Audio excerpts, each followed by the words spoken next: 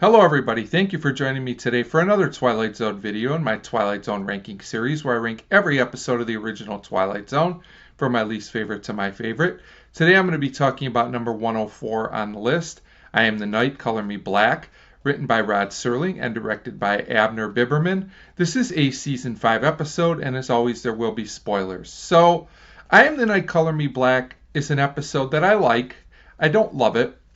But I do want to say I really respect this episode and the Twilight Zone in general for taking on social issues at a time when television really didn't do that much.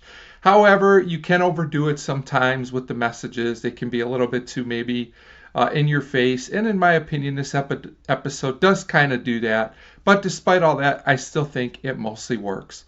So this one's about a man who's about to be executed, and it's a bit controversial because the man may or may not have acted in self-defense. Some info may have been withheld for various reasons because the man that was killed was also controversial in some of the things that he did. And as we learn more and more about the situation, there's definitely some things in the town in general that just aren't right. And also, besides all of this, the sun doesn't rise and everything is becoming black. So a very interesting premise, and I have to say pretty terrifying to think that this could actually ever happen, that the sun wouldn't rise and we'd have it would be dark all the time. The acting is solid by all involved, including Michael Constantine, Ivan Dixon, Paul Fix, just everyone involved. This one has a pretty big cast and they all do a solid job. This is also one of those episodes where we get multiple points of view. We find out a little bit about the sheriff, the deputy, the reverend, the man about to be executed, and all the characters kind of have their own story and their own point of view and definitely their own motivations. There's a lot of solid dialogue in this episode, also a lot of speeches. It is very thought-provoking, but like I said, I think parts of it are slightly overwritten and overdone, in parts.